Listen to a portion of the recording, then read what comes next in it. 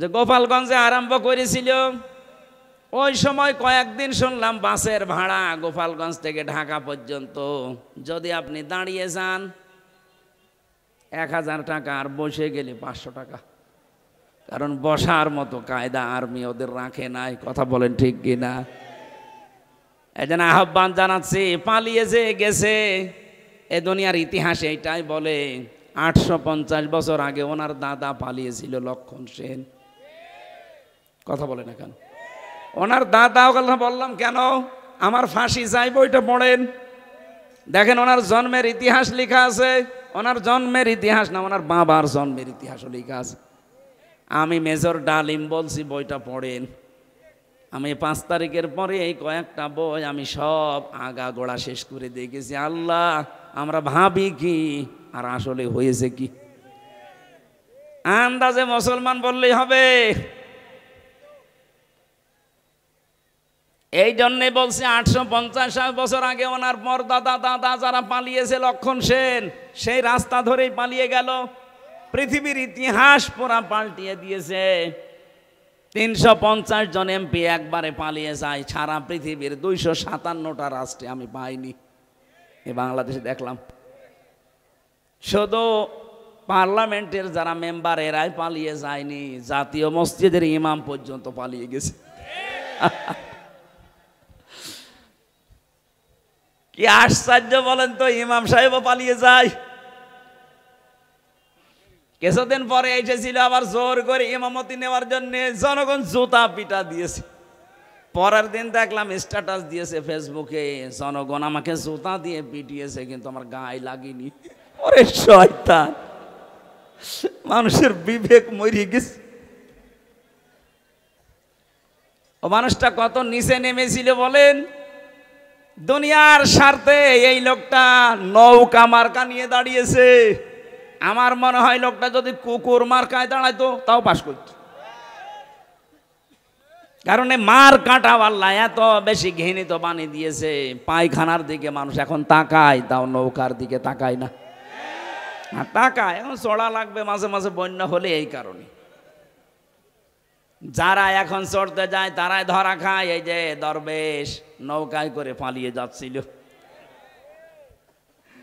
সাবধান। এই জন্য নৌকা যখন ডুবে গেছে ও ছাতা আর মনে হয় কিয়ামতের আগে উঠবে না।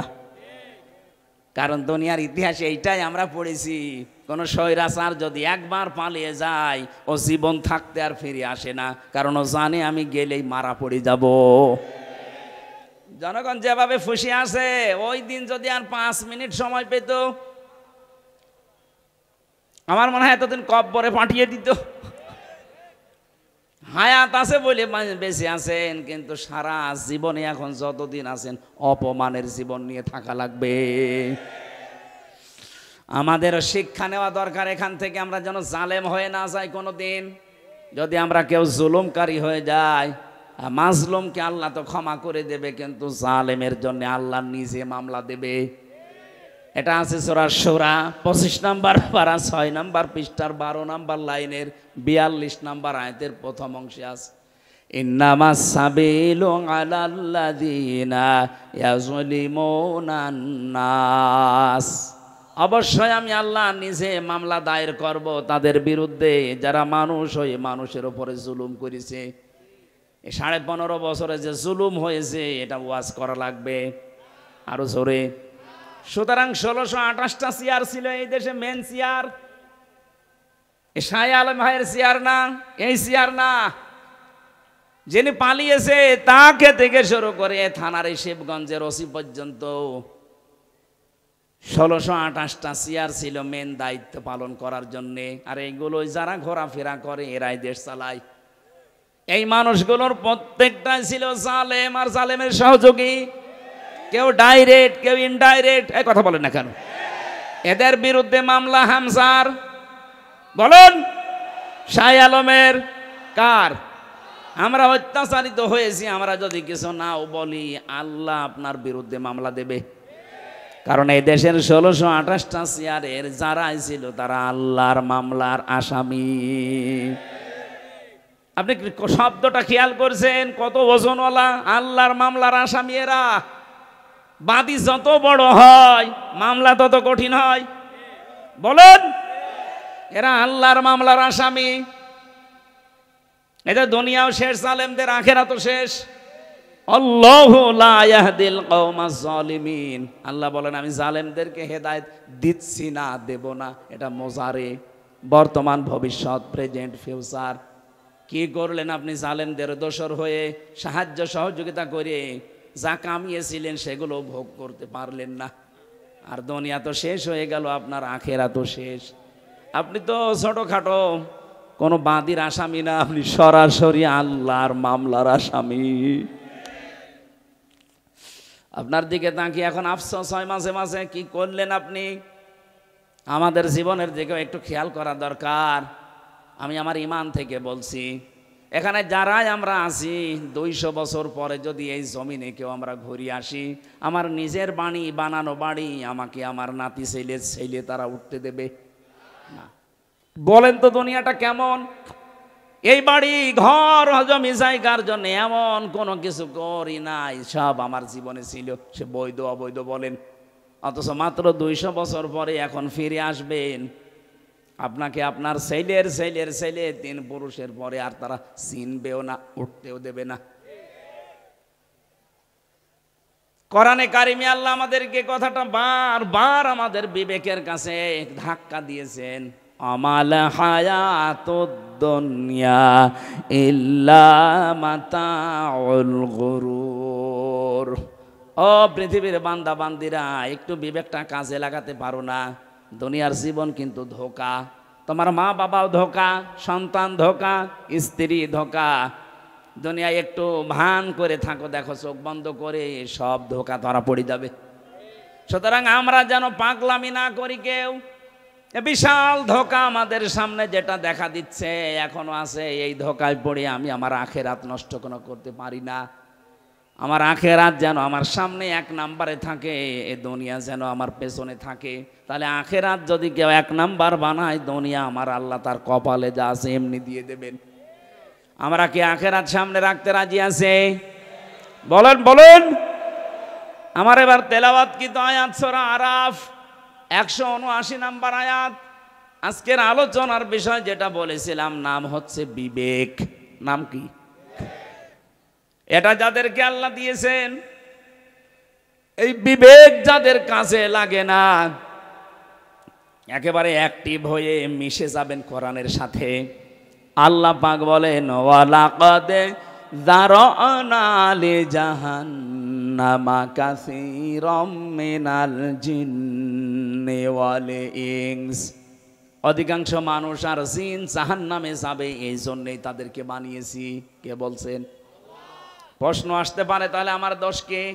অধিকাংশ মানুষ আর জিন যদি জাহান্নামে যায়, তা আমার কি দোষ? হ্যাঁ, এখানে আল্লাহ 3টি ইন্দ্রিয় শক্তির কথা দিয়েছেন।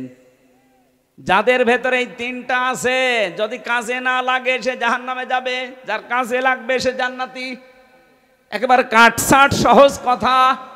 1 নম্বরে লাহুম কুলুবুল লা ইয়াফকাহুনা বিহা, যাদের কলব আছে কিন্তু চিন্তা ভাবনা নেই।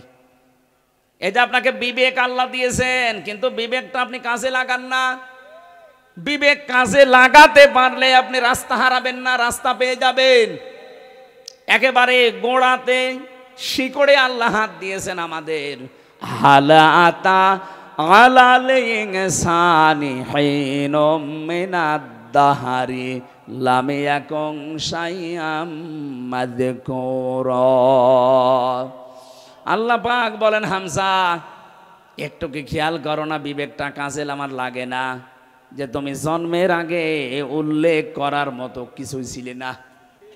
আমার এই যে 33 বছর বয়স, এখন 34 বছর আগে হামজা নামে আমার বংশে যেহেতু কেউ ছিল না, আমার বংশে আমার এই রিয়াজ এবং ফিরোজা, এই মাধ্যমে আমি দুনিয়ায় আসলাম।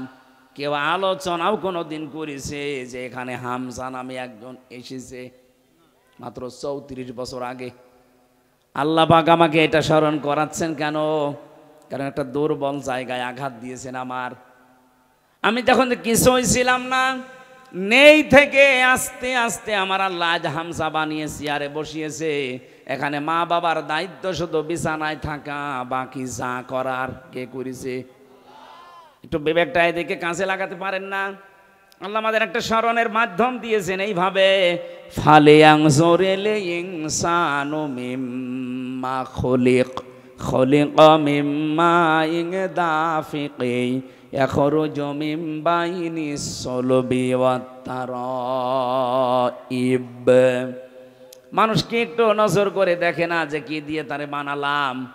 বাবার স্ফলিঙ্গ দিয়ে দ্রুত গতিতে বের হয়ে যাওয়া ওই পানিটা দিয়ে, যেটা একবার বের হয়ে শরীর থেকে গোসল ফরজ হয়ে যায়, যে পানির ছাড়া পৃথিবীর কোনো মার্কেটে 4 আনাও দাম নেই। কথা বলেন না কেন? কেউ ফ্রি দিলেও আপনি নেবেন না। এরকম একটা না পাক দুর্গন্ধযুক্ত পানি দিয়ে আল্লাহ আমার অস্তিত্ব আরম্ভ করলেন।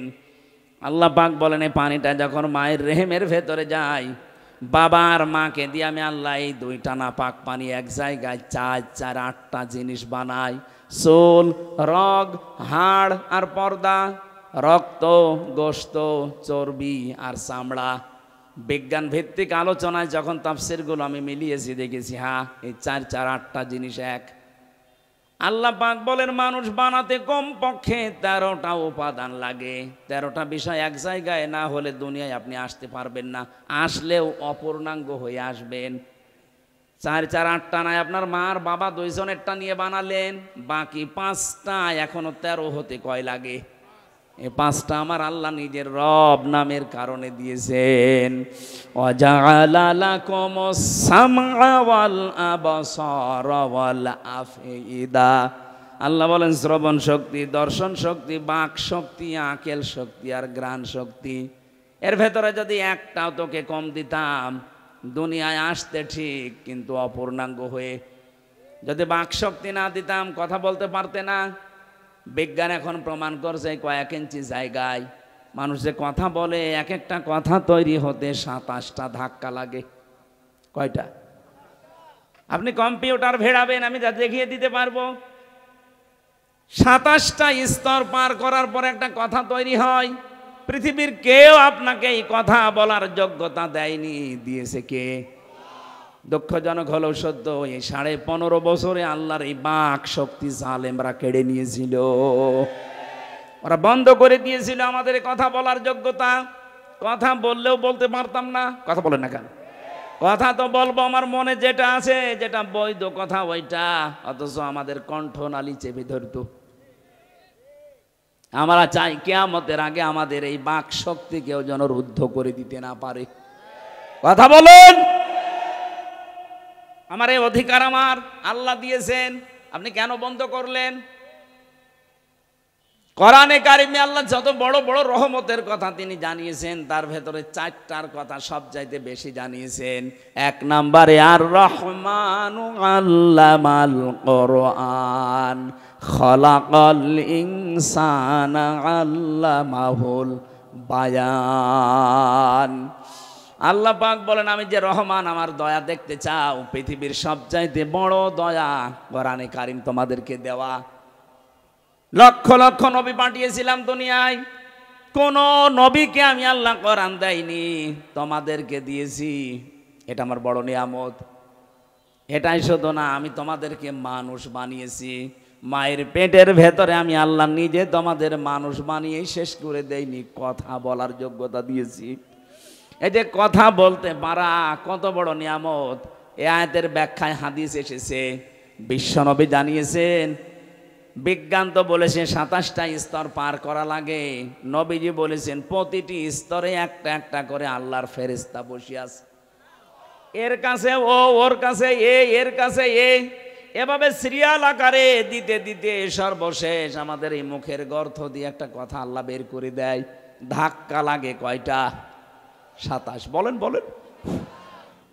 আপনাকে যদি এই শক্তিটা আল্লাহ বাক শক্তি না দিত, বাকি 4টা দিত, তাহলে আপনি আসতেন কিন্তু বোবা হয়ে, কথা বলতে পারতেন না। আরে ভাই, এইটার জন্য তো কিয়ামত পর্যন্ত সেজদায় পড়ে থাকার কথা। দর্শন শক্তি আল্লাহ আমাদেরকে দিয়েছেন, আলাহুম আ'য়ুনুল লা ইউবসিরুনা বিহা। কি হয়েছে? চোখ দিলাম তোদেরকে, কেন দেখিস না? যেটা দেখার দরকার মানুষ ওইটা দেখে না, যেটা দেখা দরকার না নিষিদ্ধ ওইটার দিকে মানুষের ঝোঁক বেশি। বলেন, একটু কন্ট্রোল করা যায় না নিজেকে? আজ কত মানুষ নিজের বৈধ স্ত্রী বাদ দিয়ে পরকীয়া প্রেমে 180 মাইল বেগে লাইন চালাচ্ছে, নাকি এলাকায় শুরু হয়নি? নিষিদ্ধ বস্তু দেখতে দেখতে চোখের পর্দা কালো হয়ে গেছে, যেটা দেখা দরকার না ওইটা যদি কেউ বারবার দেখে, আমার আল্লাহ চোখের ওপরে 2টা জিনিস দান করে, তার বৈধ জিনিসগুলোর প্রতি ঘৃণা জন্মিয়ে যায়। সেদিন একজন স্ট্যাটাস দিয়েছিল আমাকে, বলছে আমার বৈধ স্ত্রী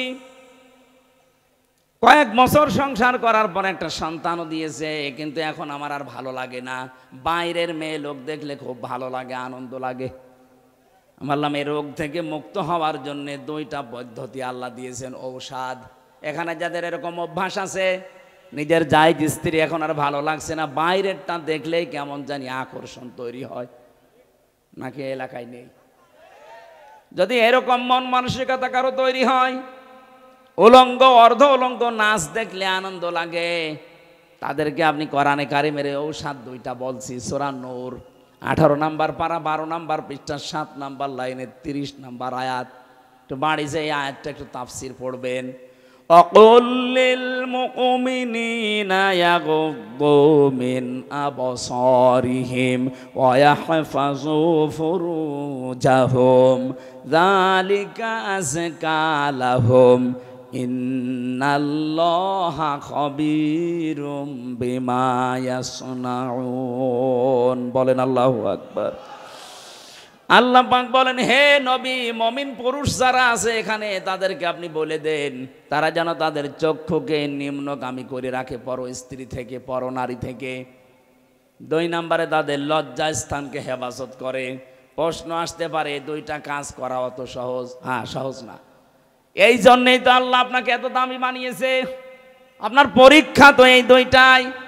বিশ্ব নবী জানিয়েছেন 2টা গর্থের যদি কেউ আমাকে গ্যারান্টি দিতে পারে, আমি আল্লাহর নবী বলছি তাকে আমি জান্নাতে পৌঁছিয়ে দেব। 1 নম্বরে এই মুখটা, 2 নম্বরে লজ্জা স্থান।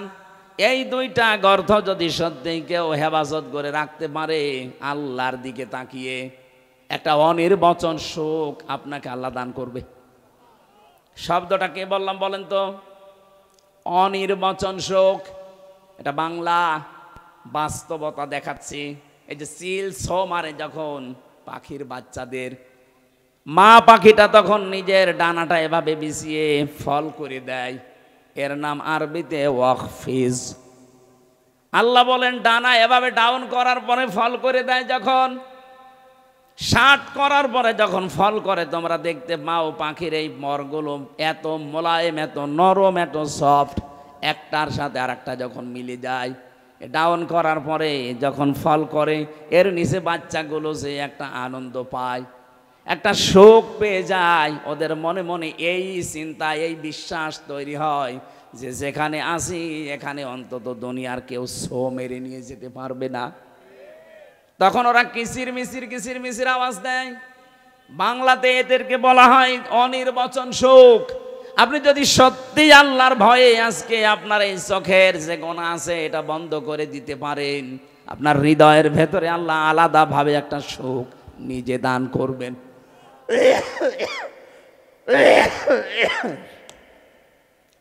বগুড়াবাসী এই জন্য এখনই এই মুহূর্ত থেকে এই মাহফিল যদি সাকসেস করতে চাই, শুধু সুন্দর করে সাজানোই না, এটা বাড়ি নিয়ে যাওয়া লাগবে। যাদের মোবাইলে এমন দৃশ্য তৈরি করা আছে, ডিলিট করেন। যেটা নিচে দেখলে আনন্দ পান, অন্য দেখলে আপনার লজ্জা লাগে। এরকম দৃশ্য নেই? এই কথা বলছেন এখন?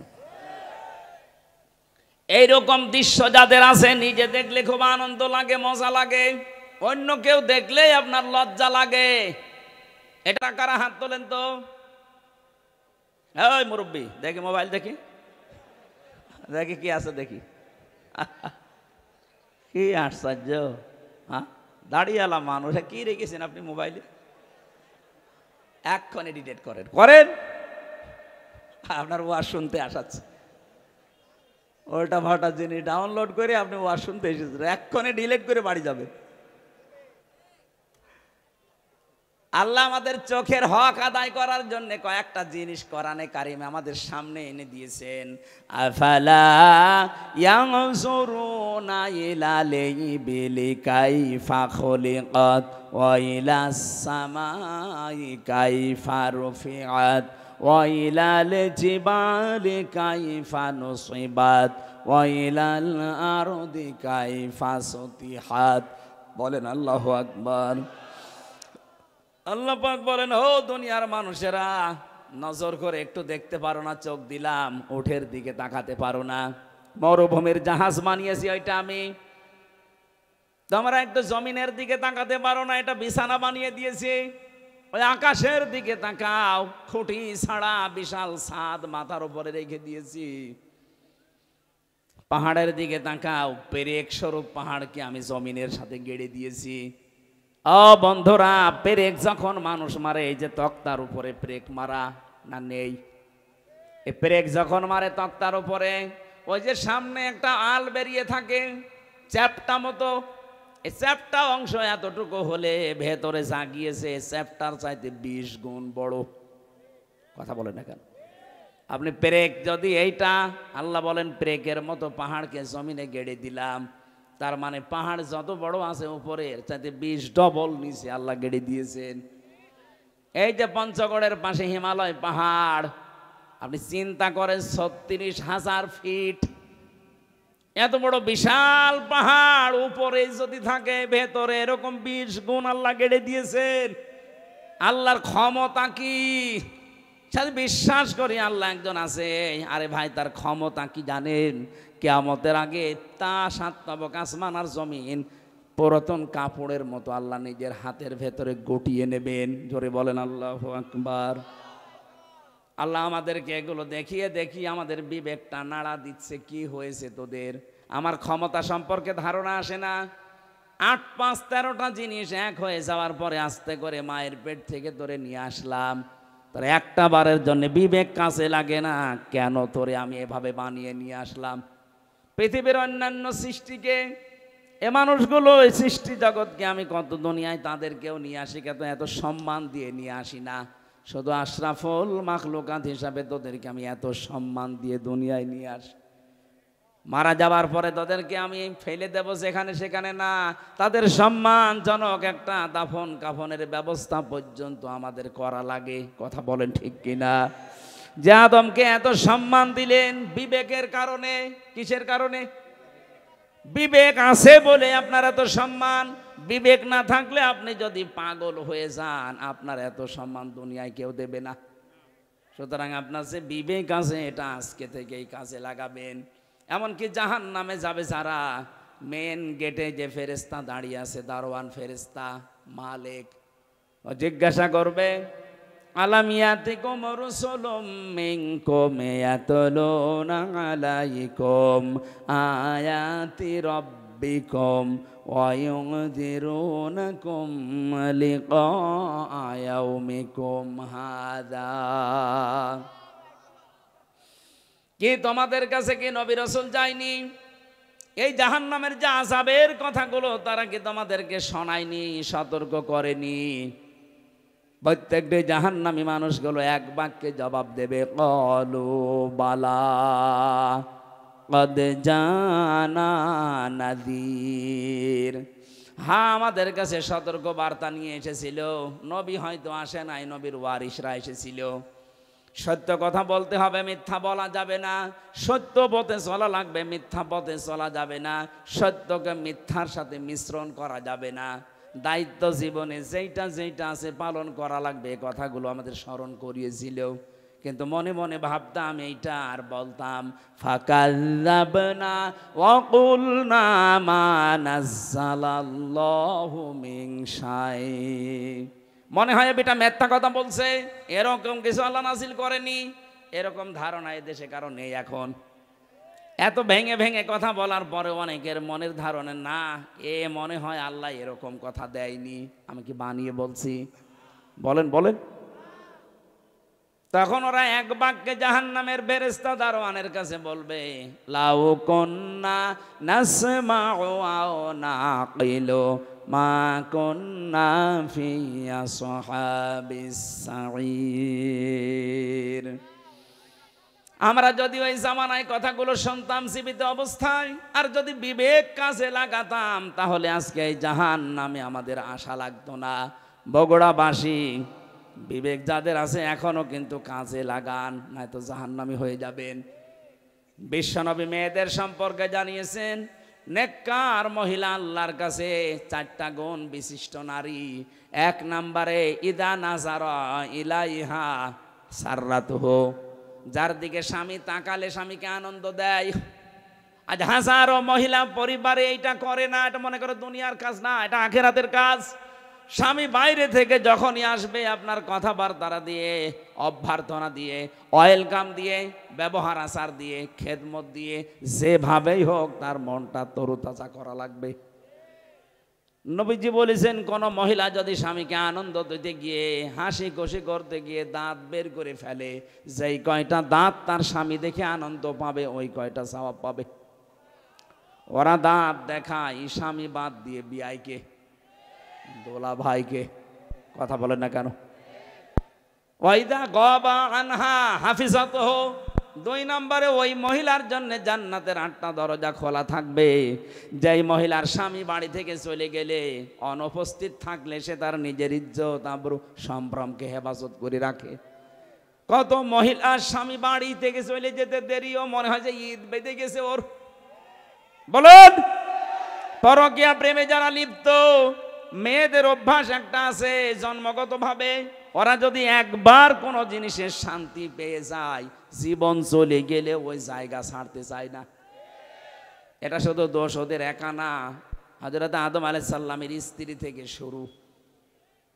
জান্নাতে যখন ছিল, শয়তান যে মেন গেটে বলছিল, আকাসামাহুমা ইন্নী লাকুমা লামিনান নাসিহিন, আমরা আল্লাহর নামে কসম দিয়ে বলছি, আমি তোমাদের হিতাকাঙ্ক্ষী।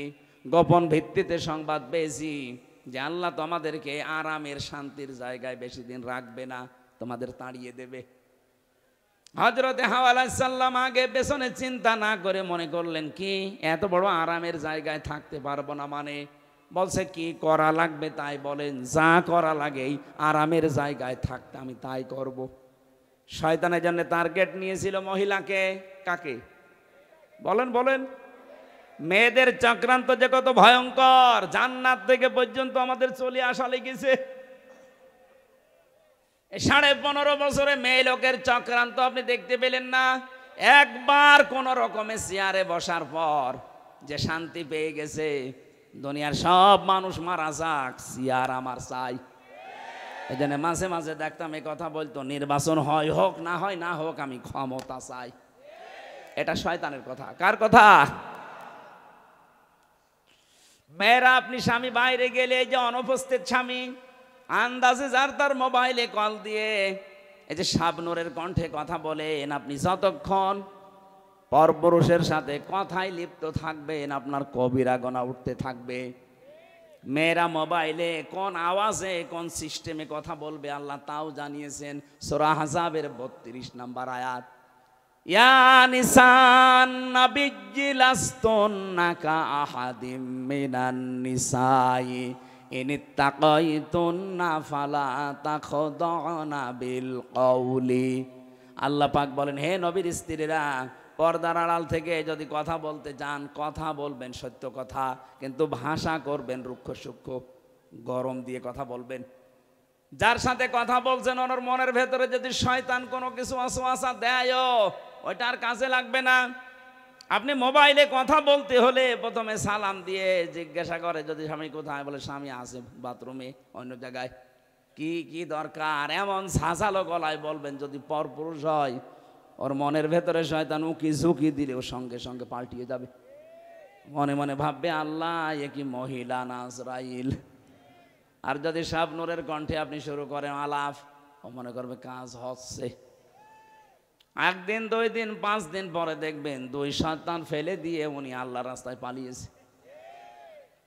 এই জন্য স্বামী যখন বাড়ি থাকে না, স্বামীর সন্তান, স্বামীর সম্পদ, স্বামীর ইজ্জত আবরু হেফাজত করে রাখা নেককার মহিলার গুণ। 3 নাম্বার, ওয়া তুইনু আলা দীনি যাওজাতিহা, যখন স্বামী বাইরে থেকে দিনের কাজ কারবার করার জন্যে থাকবে, তখন তাকে আপনি ছাড় দেবেন, সাহায্য করবেন, সহযোগিতা করবেন, উৎসাহ দেবেন। তো অধিকাংশ মহিলারা এটাই নেই। দিনের কাজে, মানবতার কাজে, 10টা মানুষের কর্মসংস্থান তৈরি করার জন্য স্বামী কাজ করছে, আপনি তার উৎসাহ দেবেন। আরো কথা বলেন না কেন? একটা মসজিদ বানিয়ে দিলে কয়জন মানুষ নামাজ পড়বে? নাই 2000। কথা বলেন না কেন? একটা রাস্তা যদি কেউ সংস্কার করে দেয়, একটা ব্রিজ বানিয়ে দেয়, লক্ষ লক্ষ মানুষও রাস্তায় হাঁটবে। 1000 মসজিদ বানানোর চাইতে একটা ব্রিজ, কালভার্ট সংস্কার করা আল্লাহর কাছে দামি। এরকম মানবতার পক্ষে যে কাজগুলো, মানবতাকে সাহায্য করার জন্যে, আল্লাহর দ্বীন প্রচারের জন্যে, কায়েমের জন্যে, প্রতিষ্ঠার জন্যে যারা কাজ করে বেড়ায়, নেককার স্ত্রীর কর্তব্য হচ্ছে তাকে উৎসাহ দেওয়া, সাহায্য করা। খাদিজাতুল কুবরা এইটাই করেছিলেন নবীর জন্যে। এই জন্যে আল্লাহ তাকে নিজে সালাম পাঠিয়েছেন। সুবহানাল্লাহ বলতে পারেন নাই? আপনাকে সালাম দেবে কি করে? আপনি তো আরো বাধা দেন। আপনার স্বামী কি মদ গাঁজা খেয়ে বেড়াচ্ছে? সে তো মানবতার পক্ষে কাজ করছে, 10টা মানুষের কর্মসংস্থান তৈরির জন্য চেষ্টা চালাচ্ছে। সমাজের জন্য কাজ করে যারা, মানবতার জন্য, ইসলামের জন্য, তাদের স্ত্রীরা যেন ছাড় দেয়, সাহায্য করে, উৎসাহ দেয়। এটা নেককার মহিলা। 4 নম্বরে, স্বামী যেটা পছন্দ করে, নেককার হতে চাইলে ওইটা আপনাকে পছন্দ করা লাগবে যদি জায়েজ হয়। আমি সহ যত স্বামী এখানে আছি, প্রতিটি স্বামী আমরা চাই এবং পছন্দ করি মন থেকে। যে কোরআন হাতে নিয়ে বলছি, মন থেকে আমি চাই এবং পছন্দ করি বিয়ের পরে যেন আমার মা বাবা আমার সাথে থাকে। কথা বলেন না কেন? কিন্তু 100টার আজ 98টা মহিলা এটা চায় না। হ্যাঁ, নামাজ পড়ে, রোজা রাখে, কালো বোরকা পরে, কিন্তু স্বামীকে মাঝে মাঝে খোঁচায় কি আর কতদিন একসাথে থাকবা, আলাদা হবা না। এই কথাটা শুধু ওই মেয়ে লোকের না, ওই মেয়ে লোককে হাওয়া দিচ্ছে ওই মেয়ে লোকের মা আর বড় বোন। ওখান থেকে শুধু হাওয়া দেয়, আর কতদিন থাকবে একসাথে, আরামে খেতে চাইলে আলাদা হ। এরকম শাশুড়ি আর বড় শালি কার আছে? হাত তোলেন তো। একজনের আছে না? কি ইয়ার কি মারা কথা না, এবার আছে, সত্যি আছে। সম্মানিত মা বোনেরা, আপনি মনে করেছেন আমি নামাজ পড়ি, রোজা রাখি, কালো বোরকা পরি, জান্নাত আমি পাবো না? পাবে কি? কে বলেছে আপনি জান্নাত যাবেন? জান্নাতে যেতে হলে আপনার স্বামী যেটা পছন্দ করে ওটা যদি জায়েজ হয়, আল্লাহর কসম আপনার কষ্ট হলেও মেনে নেওয়া লাগবে। এই যে কয়েকদিন আমি গিয়েছিলাম আগে নীলফামারী কিশোরগঞ্জ থানা, একটা বৃদ্ধাশ্রমে ঢুকলাম। কতগুলো মা আর বাবা বসে আছে, তাদের চোখের দিকে তাকালেই মনে হচ্ছে ওরা সন্তানের জন্য বরদোয়া দিচ্ছে। কত কষ্ট লাগে একটা সন্তান বড় করতে। যারা বাবা আছে জিজ্ঞাসা করে দেখেন, একটা ছেলে একটা মেয়ের পেছনে 25 বছর 22 বছর শ্রম দেওয়ার পরে তার বিয়ে দেওয়া হয়। আমার মনে হয় আমার এই ছোট্ট মেয়েটাকে নিয়ে আমি যে ঝামেলায় আছি, আমাকে নিয়ে আমার বাবা মা ঠিক এই ঝামেলায় ছিল। প্রতিটি মানুষের পেছনে তার মা বাবা ঠিক এইভাবে শ্রম দিয়েছে। অথচ লাইন ধরে এই লাইনে বাবা, এই লাইনে মা বসে আছে বৃদ্ধাশ্রমে, সবগুলোর সন্তানই আছে। এতে সন্তানগুলো নিজেরা বড় ধাক্কা সহ্য করতে না পেরে বৃদ্ধাশ্রমে মাকে রেখে গেছে। সূরা আরাফ পড়েছি। আরাফের প্রথম বাংলা অর্থ হচ্ছে আরাফ মানে প্রাচীর। আরাফ মানে, নবীজি বলেন জান্নাত আর জাহান্নামের মাঝে আল্লাহ একটা প্রাচীর দিয়ে রাখবে। কিছু মানুষকে আল্লাহ দাঁড় করিয়ে দেবে, ওদেরকে আল্লাহ জাহান্নামও দেবে না, জান্নাতেও দেবে না। সাহাবী প্রশ্ন করলেন, হুজুর জান্নাতে দেবে না কেন? নবীজি বলেন এরা আর যাই করুক মা বাবার হক আদায় করতো না, তাদের সাথে খারাপ ব্যবহার করত। আজকে গতকালকে বগুড়াতে একটা ছেলে মাকে জবাই পর্যন্ত করে ফেলেছে।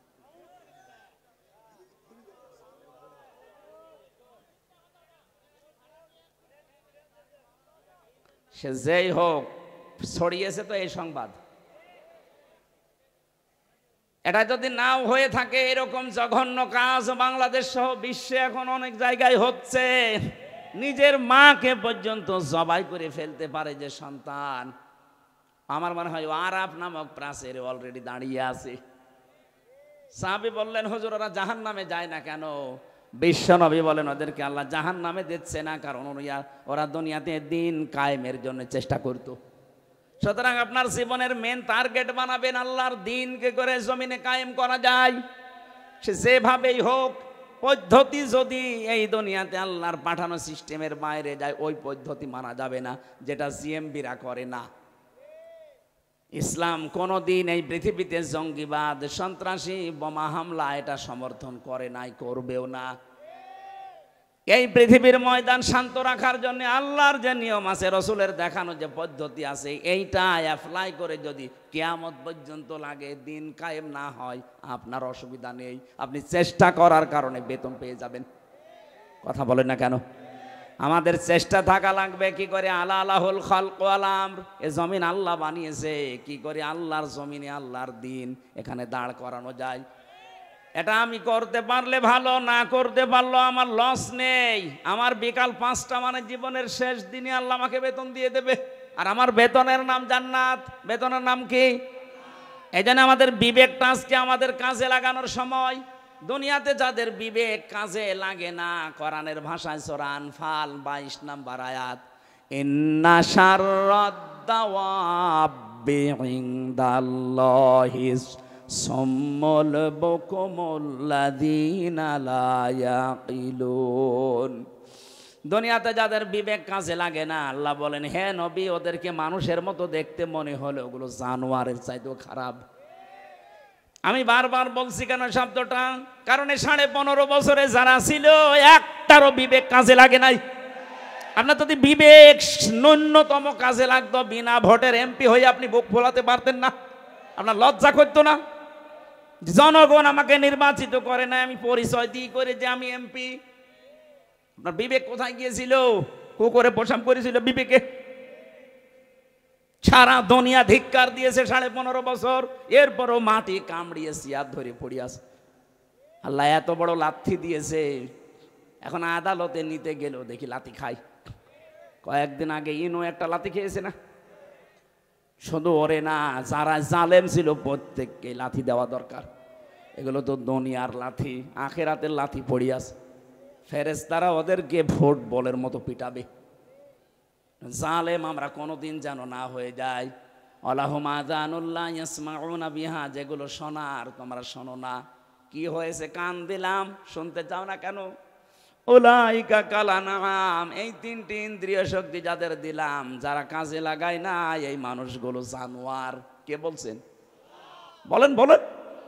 আপনি নিজেকে এবার নিজে প্রশ্ন করে দেখেন তো, আল্লাহ আপনাকে বিবেক দিয়েছে, চোখ দিয়েছে, কান দিয়েছে, যাদেরকে দেয়নি তাদেরটা বাদ দিলাম, কিন্তু যাদের দিয়েছে আপনি কি জবাব দেবেন? এক অন্ধ আমার সাথে খাবার খাচ্ছিল, এটা কুমিল্লায়। হঠাৎ দেখে বিদ্যুৎ চলে গেল, আমরা চিল্লা পাল্লা আরম্ভ করেছি। অন্ধ আমার হাত চেপে ধরে বলছে, হুজুর চিল্লান, মাত্র 1.5 মিনিট 2 মিনিট কারেন্ট চলে গেছে, আপনি চিল্লাচ্ছেন। অথচ আজ 42 বছর আমার জীবনে কারেন্ট নেই। আল্লাহ যদি চোখটা সত্যি আপনাকে না দিত, কি হইতো বলেন তো আপনার জীবনে? কত লাতি গোতা, কত মানুষের অপমান অপদস্থ সহ্য করা লাগতো। এই জন্য কাজে লাগান। এটা যদি দেখার শক্তি পেয়েছেন, শোনার শক্তি পেয়েছেন, বিবেকটা আল্লাহ দিয়েছে, পাগল বানায়নি। সত্যি যদি কাজে লাগাতে না পারেন, আপনি আল্লাহর কাছে জানোয়ার। আল্লাহ বলেন বালুহুমা দল, তার চাইতেও তুই আমার কাছে নিকৃষ্ট। উলাইকা হুমুল গাফিলুন, তুই গাফেল। আর গাফেলের জন্য আল্লাহর বানানো বাগান জান্নাত নেই। মেয়েদেরকে যে 4টা কথা বললাম, যখনই স্বামী আপনার দিকে নজর দেবে, স্বামীকে খুশি করবেন। স্বামী বাইরে গেলে হেফাজতে রাখবেন নিজের লজ্জাস্থান, নিজের সন্তান, স্বামীর সম্পদ। 3 নম্বরে স্বামীকে সাহায্য করবেন, মানবতার কাজে, দিনের কাজে উৎসাহ দেবেন। 4 নম্বরে স্বামী যেটা পছন্দ করে যদি জায়েজ হয়, কষ্ট হলে ওইটা সাপোর্ট করবেন। আল্লাহ মেয়েদের এই 4টা গুণ যদি অর্জন হয়, নবীজি বলেন জান্নাতের 8টা দরজায় আল্লাহ তার জন্য উন্মুক্ত করে রাখবে। আজটা আমাদের জীবনে আল্লাহ যেন পুরাটা সেট করে দেয়, বলেন আমিন। কিভাবে আল্লাহ বানিয়েছেন আমাদেরকে, আমি রেফারেন্স ছাড়া জেলখানায় বসে বসে বই তৈরি করেছিলাম। বাইরে এসে ওগুলো রেফারেন্স দিয়ে দিয়ে ছেড়েছি।